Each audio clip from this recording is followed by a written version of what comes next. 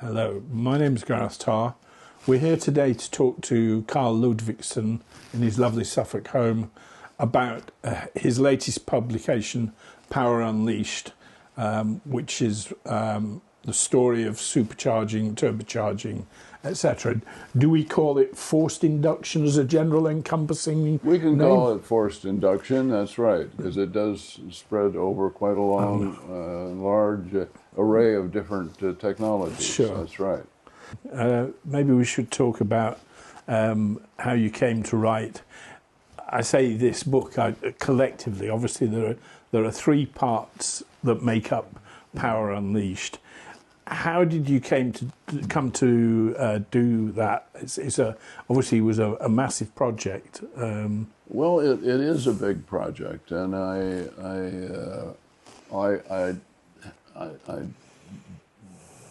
the bee got in my bonnet. I had a friend in America, a chap named Gareth Borgeson. Right. Gareth was a terrific writer, raconteur, technically very sound, but a great writer, very excellent style of writing, and I really appreciated Gareth.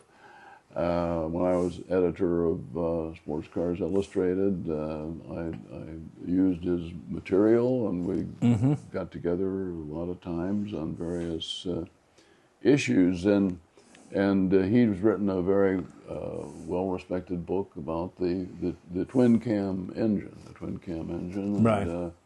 And that's there's been talk with his widow of my participating in relaunching that book, but I can't quite figure out how I would do it if I were going to do it. But anyway, I had a very active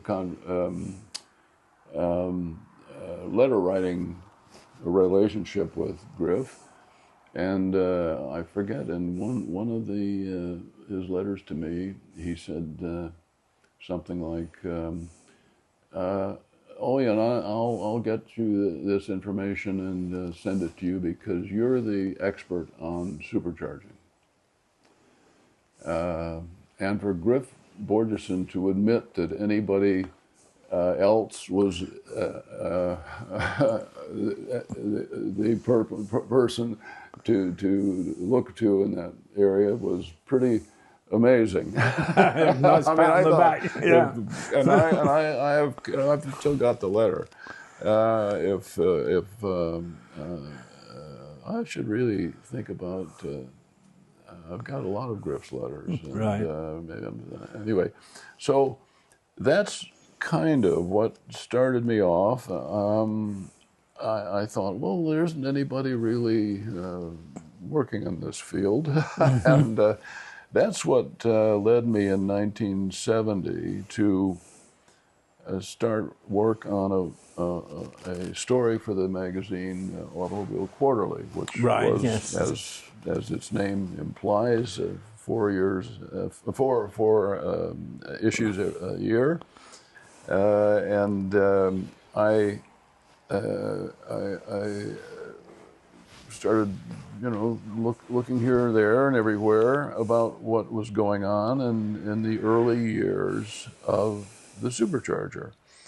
And I hit pay dirt in a couple of areas. One was the American group of people working in the aviation side. Right, yeah.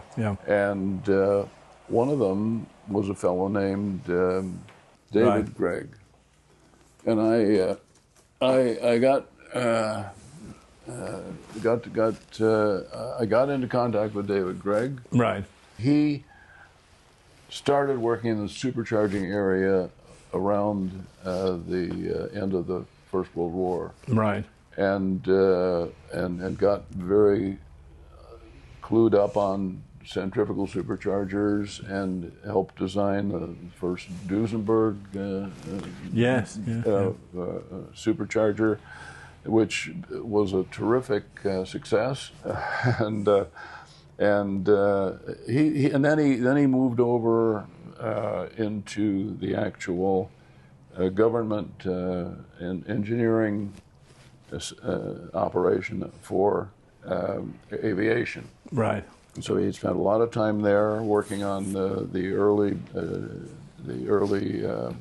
turbo superchargers for aircraft, and so he was a mine of really great early information about what was happening in this field. And I dug around in Mercedes and various other places and so forth, and learned more about the very, very early people that were producing different forms of supercharging.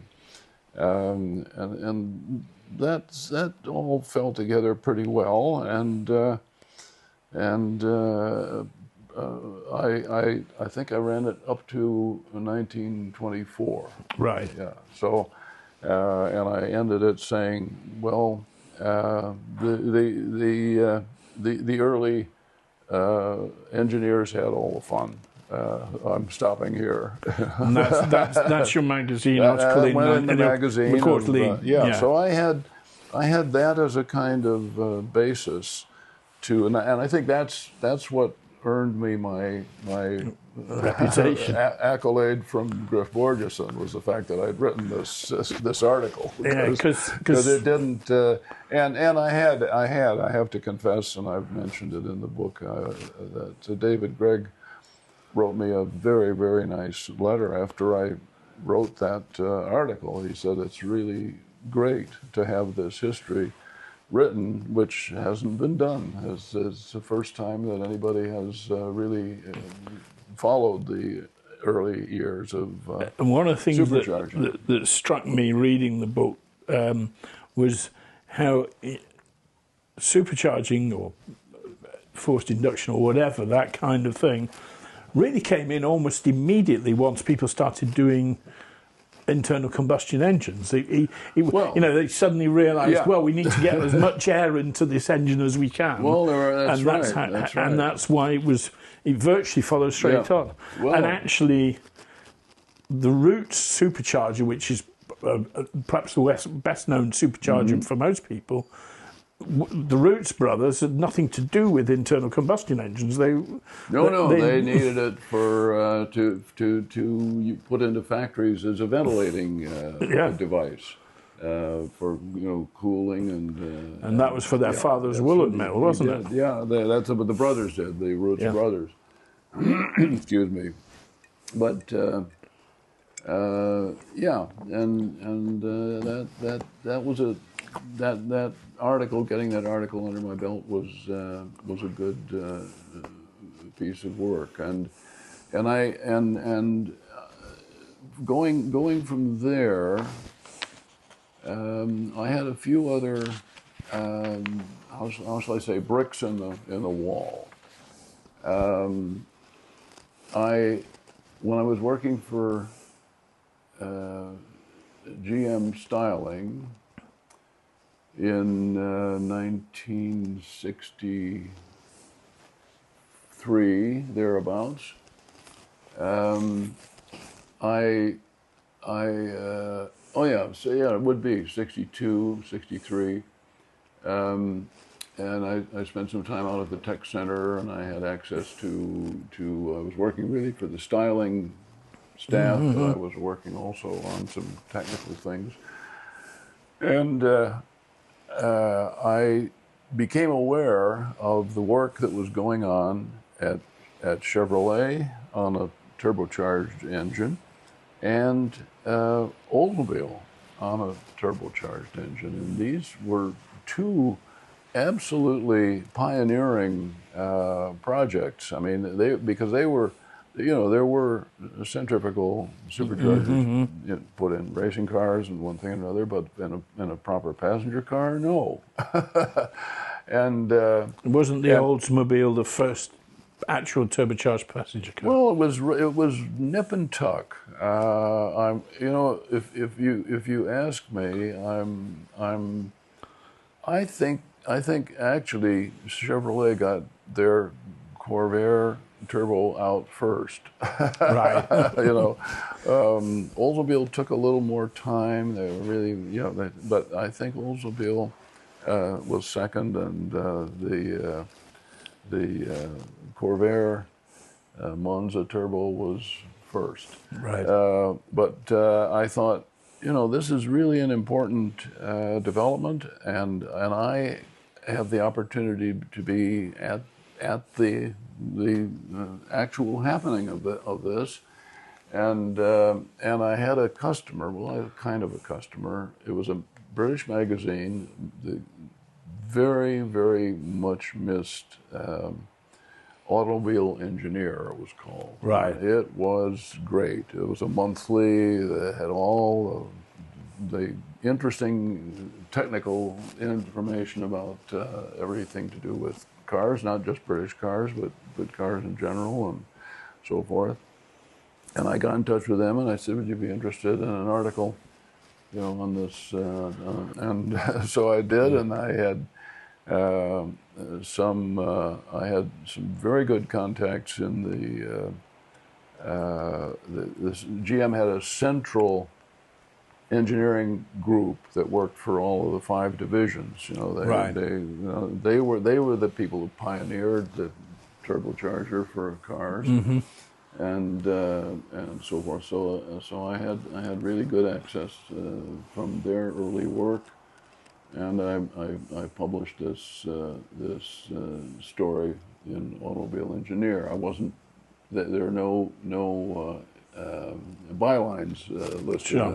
It just appears as a story. Here's a story, and that gave me some lift in the bricks in the wall, if I will, right. of the book, and the other areas that were important, of course, was my Porsche work, and Porsche was a big a pioneer in turbocharging, and I had been covering the Porsche activities, their racing and their car developments and so forth for the book purposes. So I had all that there. It was available. And so there were some places where I had a pretty good place to start. Porsche, as we mentioned, sort of came into Can-Am racing and for a year absolutely dominated it. Shortly after that, you get the Porsche Turbo, the 911 Turbo, was one of the very first road cars. It wasn't the first European turbo car, but it was one of the first. And you can still buy a Porsche Turbo today. Well, I went on I was a journalist at the time, and so I went on the American press tour for the Type 930, the first turbo Porsche, and wow, was that great! The key element of it was a proving ground in Ohio. I think it was something to do with Honda, actually. It was backing it. And it had the benefit of a 7.5-mile oval track. Wow. And that was, about, 3 miles one way, 3 miles the other way, and then some, or no, probably 2 miles each way, and then a bit around the ends. And was that banked? Yeah, oh yeah. Oh yeah. And boy, did I driving that car and under the circumstances there, and that was really tremendous. So that was. Did that feel like a goodie? That was a changing of the game, if you like. Oh yeah, it certainly was. It certainly was. Well, it was, and then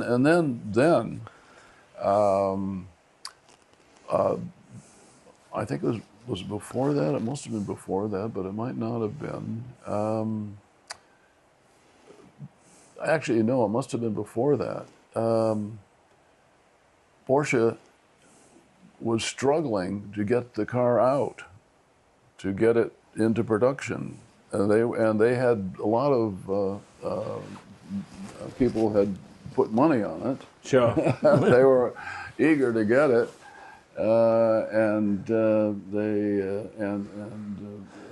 The Porsche people got in touch with me and they said, "Karl, would you mind? You know, we'll pay. You know, but could you write something, put together some kind of a book or a little booklet or something that would talk about the Porsche Turbo and what's coming and be interesting for them, something that we could give to people, the dealers could give to people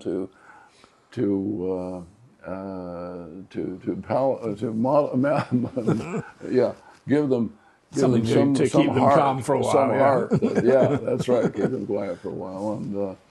And I said, okay, no problem. I got that to them, and I've got a copy. And there was a place in the front where they could put a numbered thing, I think it was, or whatever. And I had one from Ferry Porsche that said, he signed it, and he said, "Thank you for a good job." Right. So that was my small personal contribution to the launch of the Porsche.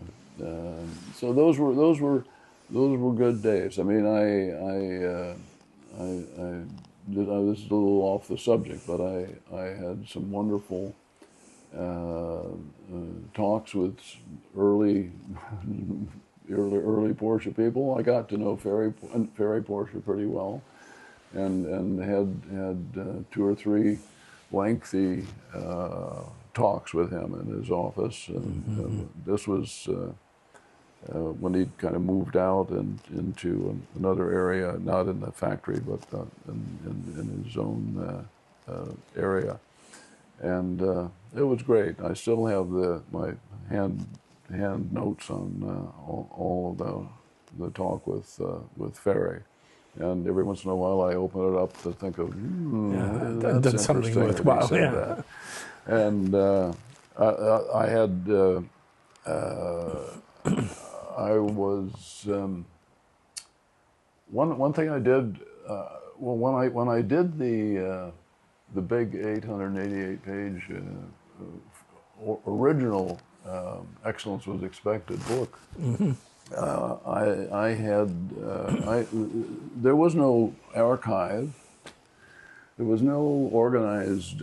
They just let me go through the drawers in these different areas and pull them open and look inside and see what was there, you know. And that's what I did. And they didn't bother me at all, and I didn't bother them unless I needed to. So that was great. And one of the things I discovered was the fact that Porsche had designed a car for Studebaker. The Type 542, right. And Studebaker, and I ran across quite a few drawings and information about the Studebaker project. Now, the Studebaker project was no small undertaking because having done it, they could afford to build a new factory. Right. So the Studebaker deal was a very important matter in the Porsche history, and it had never been written about, of course, because just nobody bothered to write Document about it. Yeah. And I mentioned it to Ferry in one of my, I think, probably the second time I saw him. I said, you know, I'd really like to write about the 542, and that'd be great. And he said, oh, well, he said, the problem is that we did that for a customer, Studebaker. And we can't approve of writing about this or releasing any information about this car without their approval. And this was, I don't know, 5 or 6 or 7 years after there was such a thing as Studebaker. Yeah, they got into the business, didn't they? But the Studebaker company still existed, right? And it was involved with various other things. additives for oil and Right. various. And I knew Bill Dredge, who was the PR guy for that company. So I got in touch with Bill Dredge and I told him my problem, and he said, "Hey, no problem. No, that's okay. Good. We'll send you a letter that says it's okay to. We don't mind having it written about." So these are the little things that you get that happen that are really satisfying. Because and Bill was a very good friend actually. Anyway, and he said, "Oh, well, I'll take care of that." So then I came back and interviewed him in depth about the car. And there was another time with Ferry. When we were talking, and we got on the subject of the 5-cylinder engine, and his son Ferdinand, that was a very active guy later, is one of his sons, and had introduced or had helped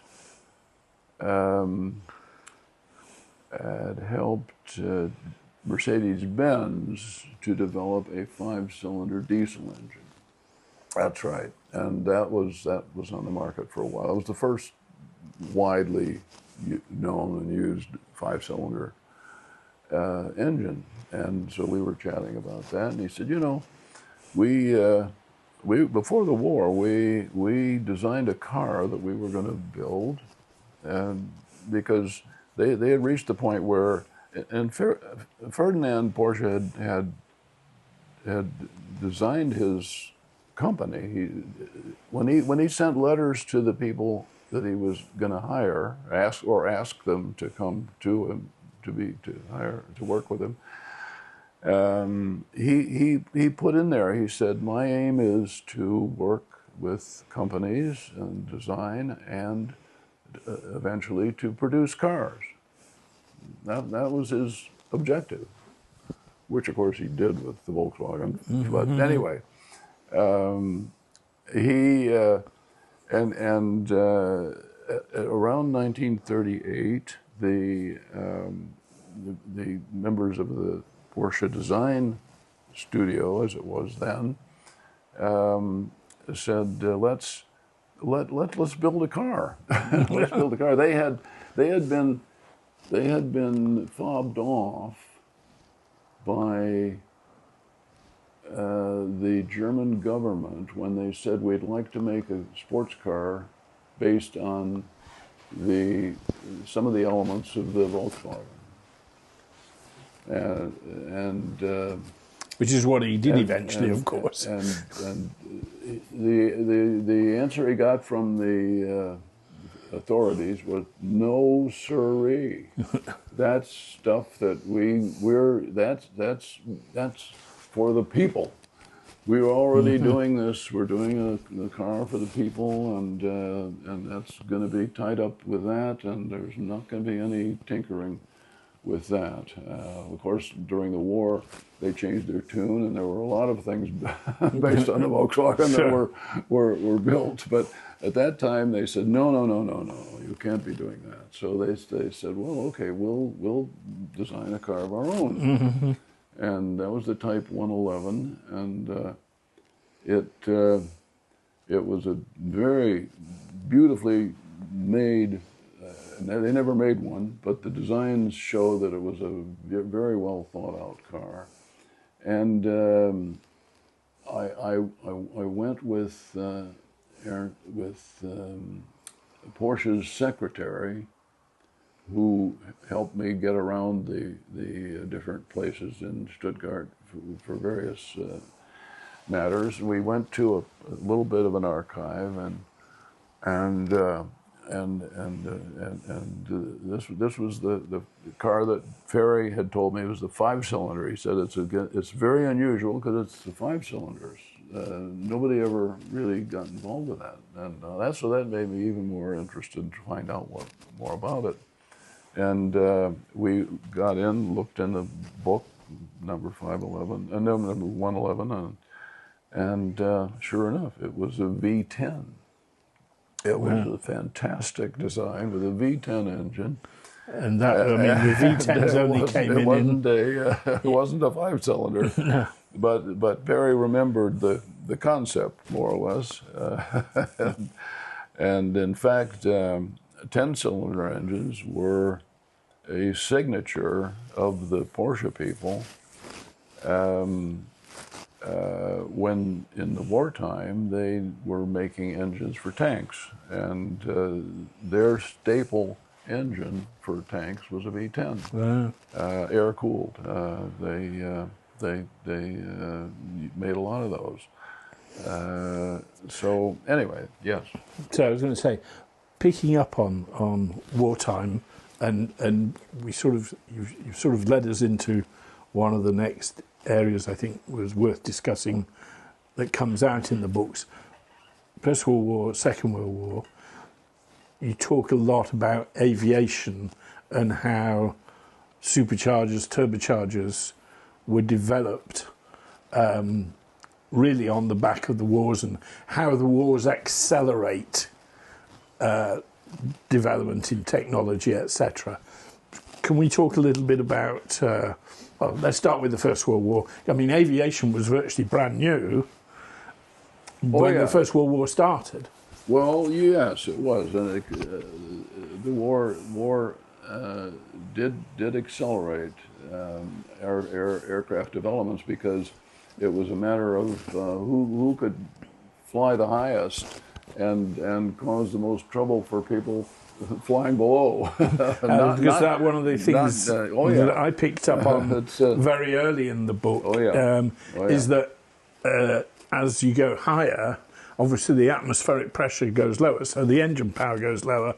So a turbocharger or forced induction, anything that gets the air in, will help you fly higher and faster. So that's right. And Mercedes made a lot of headway on that technology, and to a certain extent BMW did, although BMW took a different approach. Their approach was, we're making an engine that has the right compression ratio for 25,000 feet. Right. But obviously would be too much compression for the land area. So you have a carburation system that vents air so that you reduce the pressure at ground level. So this was what BMW did, but Mercedes took the line of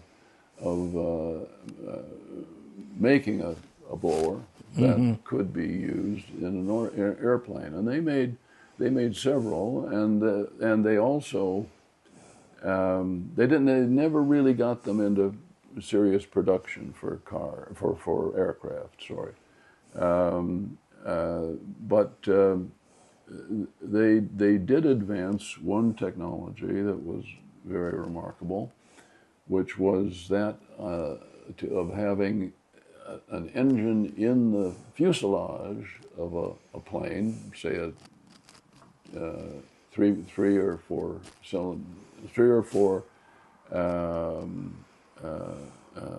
engines in the aircraft. The single engine in the aircraft that could pump air to the various engines, so that they didn't have to have separate superchargers for the engines. You just had one engine whose job was to maybe to operate a supercharger, and that they moved that along quite a bit. In fact, they resurrected it in World War II. They did some work on that and built some cars of that type, airplanes of that type, and it never really came off in a big way. But the The other thing the Germans did was to hire an engineer and have him concentrate on the idea of superchargers in aircraft, Right. and in an organized manner. And that was Walter Nowak. He figures very strongly in my history of the First World War, because he was a real pusher and developer, and he was running around to all the different people that could possibly make good engines for aircraft, and he helped advance this idea of the single engine to operate, blowers in different aircraft, and so it's that was a very strong element by Germany. But on the other side that we know about, of course, is GE and Sanford Moss, and the effort that Moss made to bring along the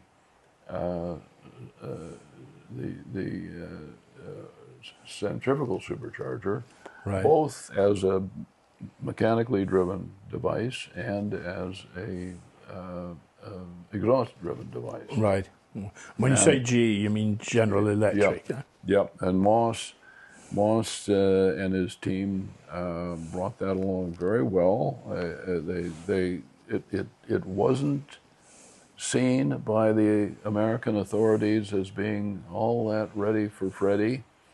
They were slow to work with it, and as they moved into the 30s, and this was very frustrating for Sanford Moss and General Electric, who spent a lot of money on developing this technology, but finally they did get going on it, and but that just reminds me of one of the things that I suppose I should mention, which is that in order to tell the proper story of supercharging, I had to introduce what was done in World War I. Yeah. I mean, because that brought along a lot of changes and a lot of new ideas and things that were related to this type of technology. And so having done that, I was stuck with having to do it in World War II as well. Of course, yeah. I did. I mean, I thought, oh my God, what have I done? What have I done? But I couldn't very well say, forget about that World War II stuff. I couldn't really say that. And there's some tremendous developments in World War II. Just some fascinating things that are in the book. Yeah, one story in there that I found interesting was, I think in North Africa, the German Focke-Wulf was so dominant that the Allies wouldn't even take off, or very limited. And then the latest version of the Spitfire came out with the latest version of the Rolls-Royce Merlin engine, suddenly 35 mile an hour faster, and the game switched the other way. And I guess that's an example of how things changed quickly in the war. They were, yeah, that's for sure. I got a friend of mine, and I'm telling you, it's really a friend. While I was working on the book, said, Karl, my father has died, and he had a quite big library of books about aircraft and aircraft engineering and one thing and another. And and it fills up part of a big garage, and he said, really, I'd be very happy if you came down and went through this material and took with you anything that you think is interesting for your work. for your life or whatever. You take them, you know. And I came home with, I guess, 2 sort of decent-sized boxes full of very interesting material on all kinds of things. But they couldn't surpass the secret bound document that was included, that was created by General Electric around just the early war period, 1941, 42, thereabouts, 41-ish, I think. GE had a confidential gathering of people involved in all aspects of the aircraft turbocharging project, and they invited everybody that had any reason to have a word to say about it or know something about it. But of course, it was a completely secret book or effort. Nobody was, and the stuff in this book was just fantastic. It wasn't a book; it was a bound volume of different people's views and remarks and comments, and the book is all the more rich for these these materials. It was stupendous. So that was a great break. I owe him a lot. I don't suppose I didn't. I'll show it to you before you go. It's just it's really good. Okay. So yeah, that was a great opportunity. But I just had to go through World War II, and I had to do it for everybody. The toughest one was Japan. There was very little information, and most of what was happening was copying or what have you. There wasn't much indigenous work going on, and so. But anyway, I had to do the World War II topic, and I think people can, either if they're interested, it's in there. And if they're not interested, they can go over to the next chapter. It's a vital part of the story, as we know. It's because of the development of speed. Just going back a little bit, we were talking about the Porsche 930 Turbo. That to me was it sort of that part, the sort of early mid 70s, was the start point for an era of great turbocharge history, particularly in motorsport, but also on the road. Yep. Obviously Renault came into Formula One in '77, and that eventually everybody had to do it. Yep. Similarly, you get it in Le Mans. The Porsches again were, with the 956, the 962s, even and even in the States. I know in India racing, turbocharging was before that, but then you get, the Cosworth DFX, which was by then almost a redundant Grand Prix engine, was very successful in the States. Talk us through motorsport in the in the 70s, 80s, and also how road cars. There was a real mushrooming of turbo road cars. And there was, and you mentioned Renault, and of course that's a twin-pronged story, because Renault, against all logic, decided to build a 1.5-liter supercharged, turbocharged racing car, and everybody was. They were going around. Ken Tyrrell called it. "Oh, we're going to blow them out." No way they can compete with 1.5 liters. Ken Tyrrell called it a teapot, didn't he, or something? Pardon? Ken Tyrrell called it a teapot, and actually he had the opportunity to actually take that engine. You got it. He did. He was enthusiastic about it at first, and he said, "I'll take one, thank you." But then when it actually manifested itself, and it was struggling. It was struggling at the beginning. He went elsewhere. Yeah, sure. Yep, and of course the guy who didn't like supercharging for Grand Prix cars was Keith Duckworth, right, at Cosworth, and he wasn't interested, and I was actually, when I was at Ford, I was responsible for, as I say, motorsport activity, and I can recall some of the problems we had with Keith, because he really he didn't really like it a lot of the time, and was that from an engineering point of view? You thought it was the wrong thing? No, not actually. He was correct in saying that this method of putting additional air into engines isn't fair.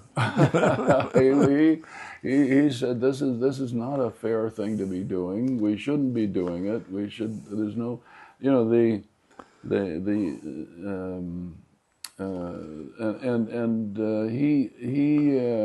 eventually, of course, was pushed into it by Ford. Ford said, "We don't care what your ideas are, but we do want to have an engine. We want to get back into Formula One." And he said, okay. He started out with some very strange ideas, which are in the book. But he eventually came around to a pretty conventional wide-angle V6. So, and I have in my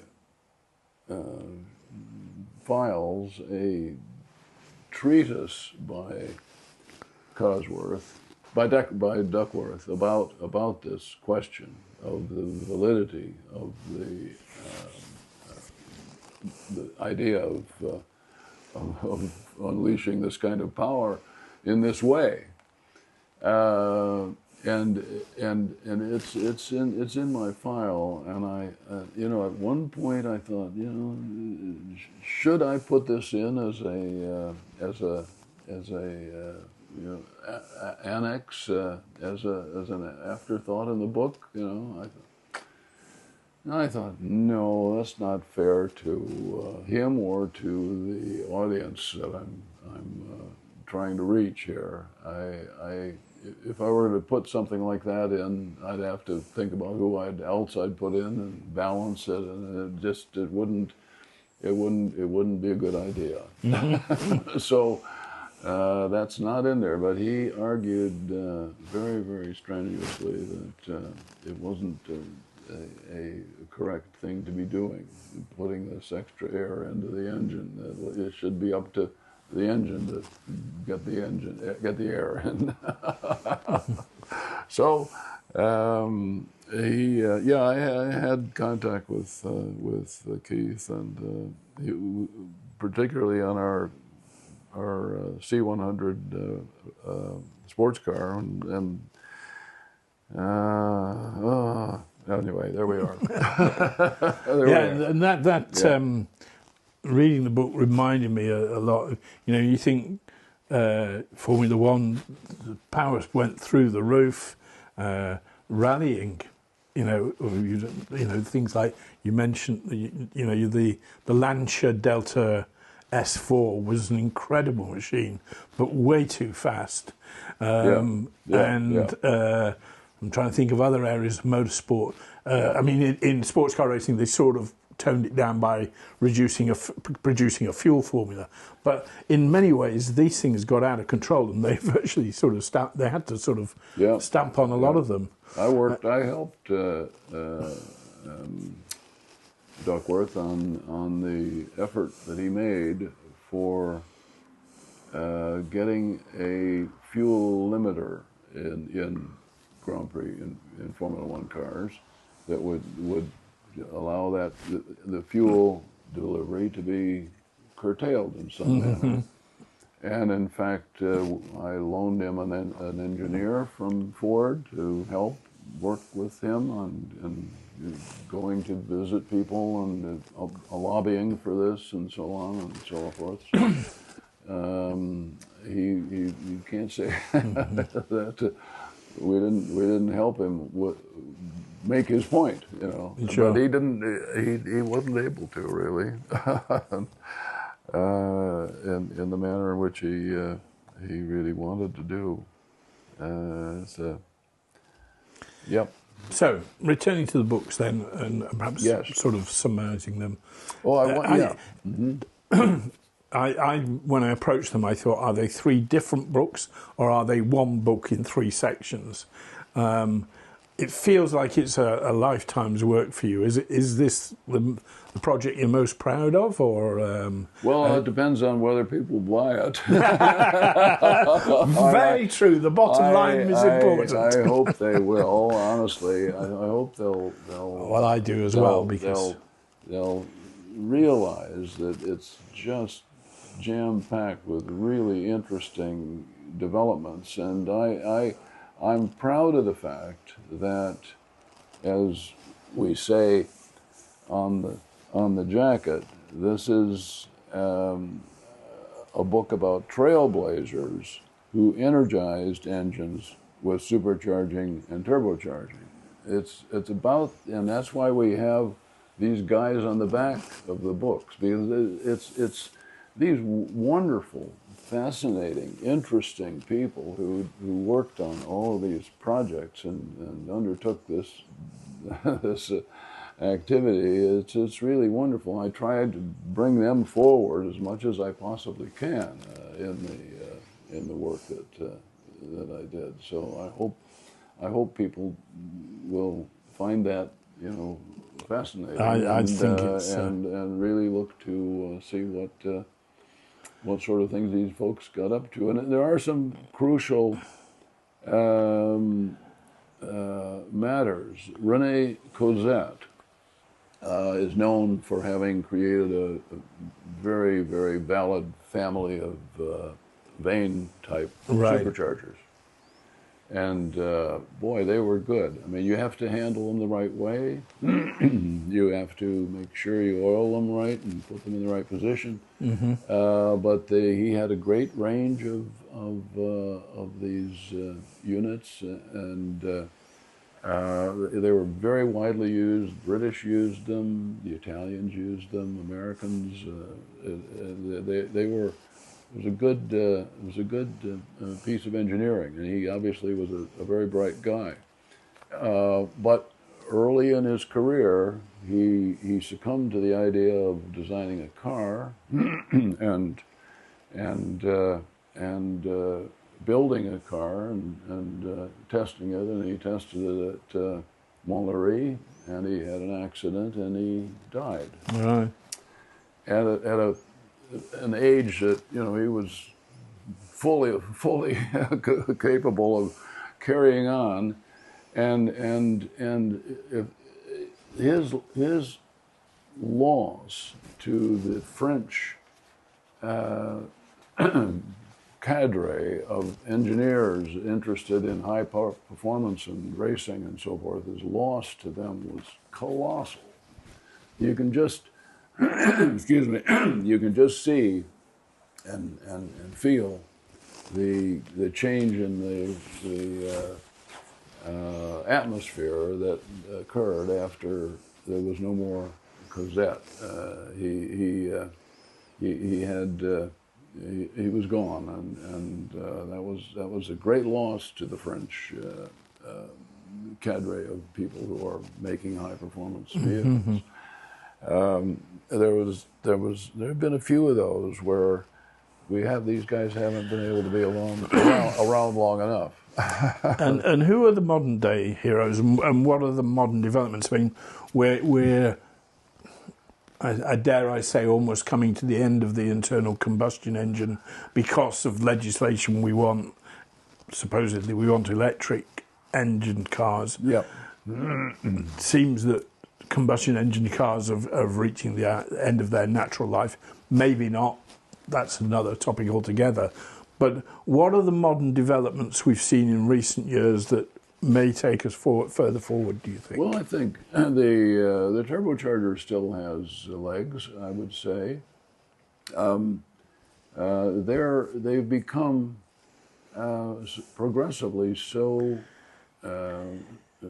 simple, relatively speaking, and so compact and so affordable that they, and this is the powerhouse is California's Air Research, of course, and there's a case of somebody who could have been around long enough, the guy who started all that right. for the Air Research operation, but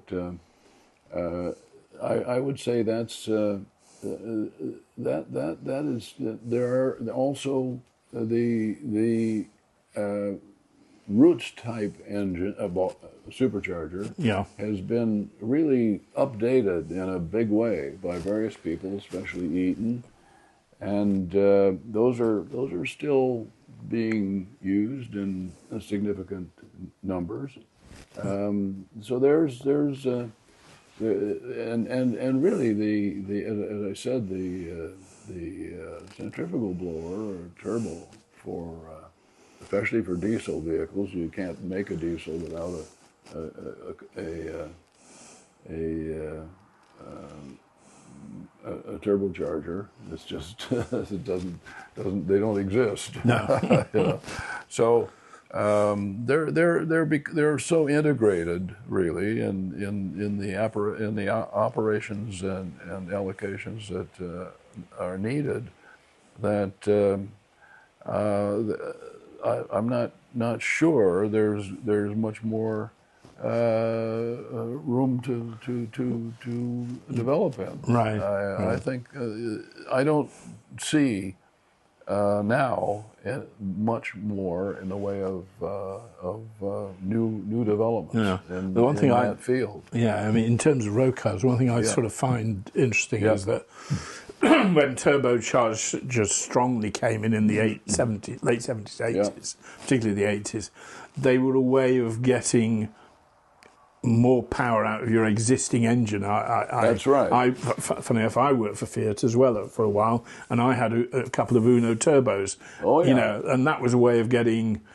virtually a 2-litre engine out of a 1.3. Oh, absolutely. Modern road cars. Yeah.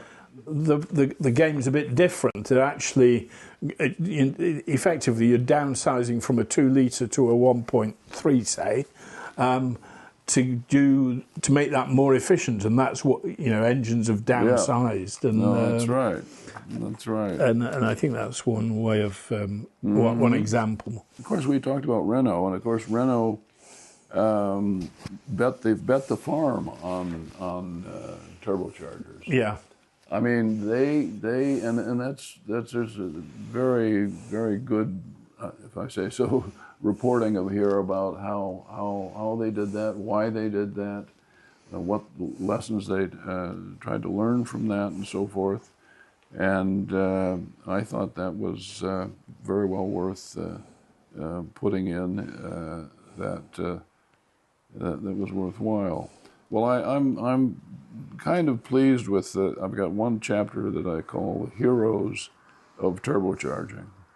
I just thought this would work well together, yeah. And the first is the Audi Quattro. Right. Yes. First hero. Yeah. And yeah. That really was.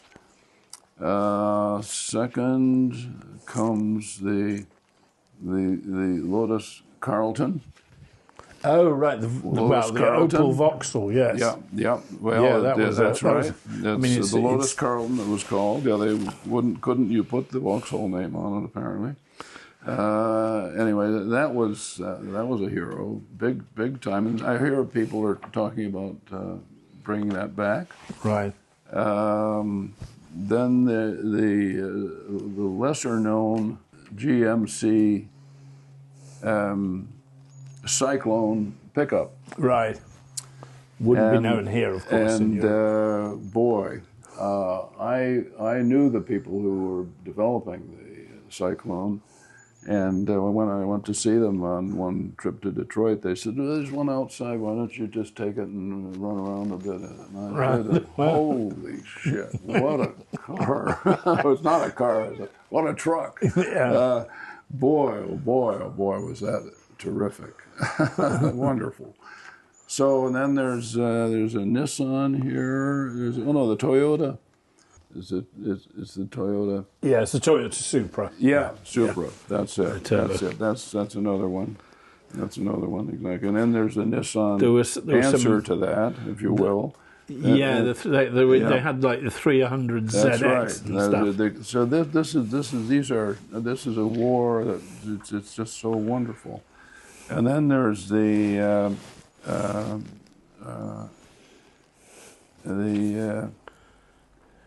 Bugatti E110. That was in the same era, So I love this chapter because I thought, oh boy, this is great. I want to take a group of. There's the Bugatti, isn't it? Yeah, the E110. So that was great. So I knew the designer of that quite well. So we had fun. We had fun with that. Yeah, yeah. Yeah, and then this is one of my. I have to say that there's a big piece of interesting news here, which is the V6 1.5 liter engine that Lotus developed for Toyota.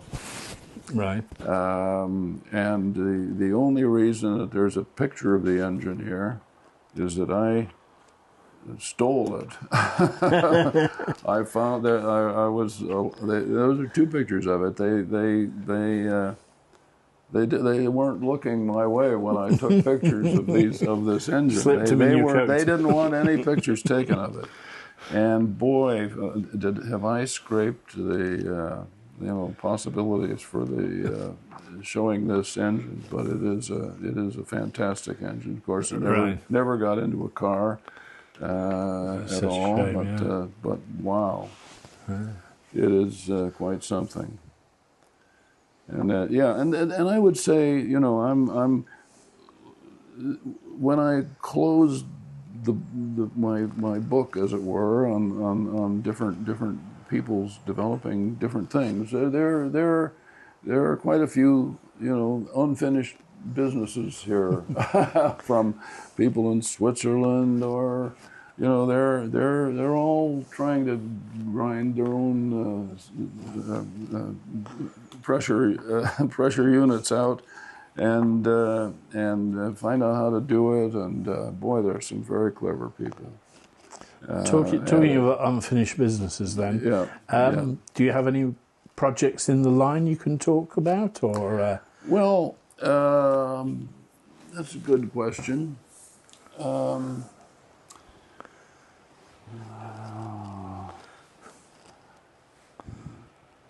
Things you'd still like to do? Well, I'm trying to. Yes, I do have a project, but I can't really get it off the ground yet. It's There was a guy named Walter Christie who from 1904 till 1910 built 7 or 8 semi-racing cars, right? which are front-wheel driven, very exotically engineered with interesting equipment and what have you. And he one of the cars was taken over by what's his name? A big guy going from racetrack to racetrack. I can't think of his name at the moment, but it's very impressive and amazing cars that this chap created. And he went on to be a wonderful developer of military vehicles in the latter part of the era. So I'm interested in getting him off ground, and I'd like to. I'm working to some extent on that with in the process of trying to choose a publisher. Sure.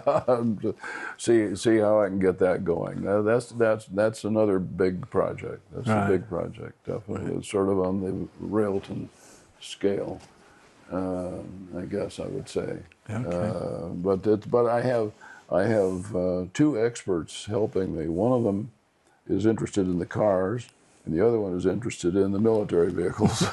So your job's to glue them together. But they don't bother. You know, that's all right. And they're both very well informed about their different areas. So I've got the job of bringing it together, which for me is an interesting challenge. I like that idea, and it's a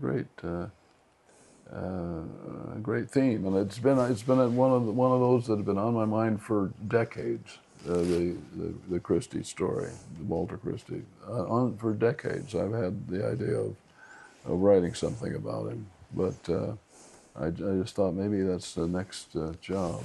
But there is something else. I'm in the middle of trying to finish a book about the. I've been commissioned to write a book about a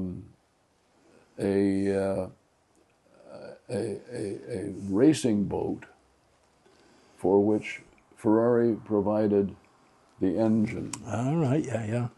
Ferrari provided a supercharged 4.5-liter V12 engine with the most humongous roots blowers you've ever seen. Wow. Two of them, you know, this boat very successfully broke speed records and raced very successfully for its commissioner and owner. And it's now owned by a chap in Texas, and he realizes that the guy who had it before him put so much Ferrari crap on the boat that it doesn't look really like it should. Right. So the boat is on its way to Classice in Maranello, and will be worked on. And I've written the story of this boat up to the point of its restoration. Right. So that's where I am on that one. I have to find out where the boat is now, and probably go down to Modena and have a look at it, and see what the guys are doing. So I'm quite interested in getting that one brought home. There's a few other things that I'm mulling over, but I'm trying to my Porsche publisher would like me to add a few years to the story. You know, not many. I mean, I'm only about 7 years, you know, in. I mean, seem to be only 7 years the gap, but he keeps telling me that, oh, I would really like you to do something to freshen it up, and I've given him something to think about. And well, we'll look forward to. You know, I'd like to do that, and there's something else rattling around in my brain that I might like to. But those will keep me occupied for the time being. Oh, we'll look forward to these future projects. Well, I'm definitely busy with these ideas. Excellent. Yeah. Yeah. Thank you for that. Well, it feels like we could talk forever, but we have to end it somewhere. Okay. And thank you very much for your time. It's been tremendous talking to you. I really enjoyed it. There's some wonderful stories where, you know, we really enjoyed doing it. And all the best of luck with Power Unleashed. I think that's, you know, I think people will look at that as a landmark publication and will, you know, when I've got the book, will be, I'm sure over year, we'll be looking into that book. What did he say about this? What did he say about that? You know. Yeah. So congratulations on a great piece of work, and thank you very much for your time. Thank you for coming by and getting close to this It's been great. subject. Thanks a lot. Thank you.